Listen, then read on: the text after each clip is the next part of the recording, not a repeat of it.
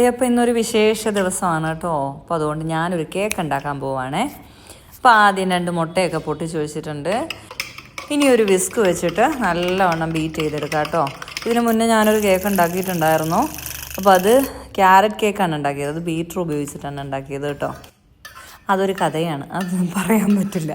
അപ്പോൾ അങ്ങനെ നമ്മളിത് രണ്ടാമത് ബട്ടർ ചേർത്തിട്ടുണ്ട് കേട്ടോ. 50 ഗ്രാം ഓഫ് ബട്ടർ ഇട്ടിട്ട് ശരിക്കും ഉരുക്കി തോർത്തിട്ടൊക്കെ ചേർക്കേണ്ടതായിരുന്നു. പക്ഷേ ഞാനങ്ങനെ ഒന്നും ചെയ്തില്ല. ഞാനങ്ങ് മുറിച്ചങ്ങ് ഇട്ടു, എന്നിട്ട് അടിച്ചെടുത്തു. പിന്നെ ദേ നമ്മൾ പഞ്ചസാര പൊടിച്ചത് ചേർത്തിട്ടുണ്ട്. അതെത്രയായിരുന്നു, ഒരു 150 ഗ്രാം മിച്ചം ചേർത്തിട്ടുണ്ട് കേട്ടോ. മധുരമൊന്നും അധികം ഇഷ്ടമല്ലാത്തതുകൊണ്ട് എനിക്ക് പാകത്തിനൊരു മധുരം അങ്ങ് ചേർത്തു, അത്രയേ ഉള്ളൂ. എന്നിട്ട് നല്ലവണ്ണം വിസ്ക് ഉപയോഗിച്ച് വീണ്ടും ബീറ്റ് ചെയ്യുക, വീണ്ടും ബീറ്റ് ചെയ്യുക, അങ്ങനെ ബീറ്റ് ചെയ്ത് കൈയൊക്കെ കുഴഞ്ഞ്. പിന്നെ ദേ കുറച്ച് വാനില എസൻസ് ഒഴിച്ചു കൊടുത്തിട്ടുണ്ട് കേട്ടോ.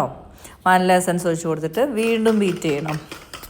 ഈ വിസ്ക് ഉപയോഗിച്ചിട്ട് ചെയ്യുക എന്ന് പറയുന്നത് നല്ലൊരു എക്സസൈസാണ് കേട്ടോ. പിന്നെ അതേ നമ്മൾ ഫ്ലോർ ഇട്ട് കൊടുത്തിട്ടുണ്ട്, മൈദ ഇട്ട് കൊടുത്തിട്ടുണ്ട്. മൈദയ്ക്കകത്തേക്ക് ബേക്കിംഗ് പൗഡർ ഇട്ട് കൊടുത്തിട്ടുണ്ട്.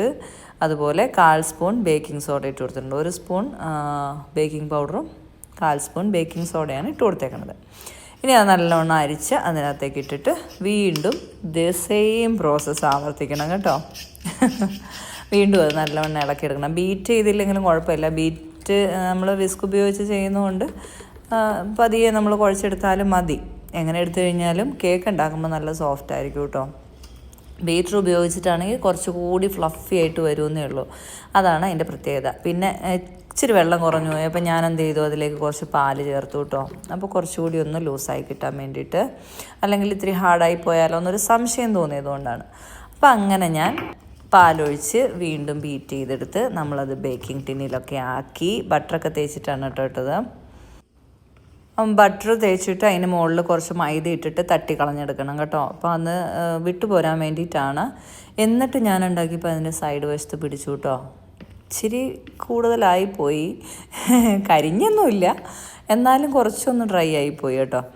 അപ്പോൾ എന്തായാലും നമ്മൾ റെഡിയാക്കി എടുത്തിട്ടുണ്ട്. ഇനി അത് നമുക്ക് ഓവനിലൊന്നും അല്ല വെക്കുന്നത്. എനിക്ക് ഇവിടുത്തെ ഓവൻ്റെ കണക്ക് എനിക്ക് അറിയത്തില്ല. നമ്മൾ ജസ്റ്റ് പ്രീ ഹീറ്റ് ചെയ്യാൻ വേണ്ടിയിട്ട് ഫുഡൊക്കെ ചൂടാക്കാൻ വേണ്ടിയിട്ട് ഉപയോഗിക്കാറുള്ളൂ. ഞാനിങ്ങനെ വെച്ചിട്ടാണ് ഉണ്ടാക്കിയെടുക്കുന്നത് കേട്ടോ. പ്രഷർ കുക്കറിലോ അല്ലെങ്കിൽ ഇങ്ങനെ വെച്ചിട്ട് ഉണ്ടാക്കിയെടുക്കും. നല്ല സൂപ്പറായിട്ട് കിട്ടിയിട്ടുണ്ട് കേട്ടോ, കുഴപ്പമൊന്നുമില്ല. പിന്നെ താഴ്ഭാഗം ലേശം കരിഞ്ഞിട്ടില്ല. അപ്പോൾ ഇന്നത്തെ വിശേഷം എന്തായിരിക്കും?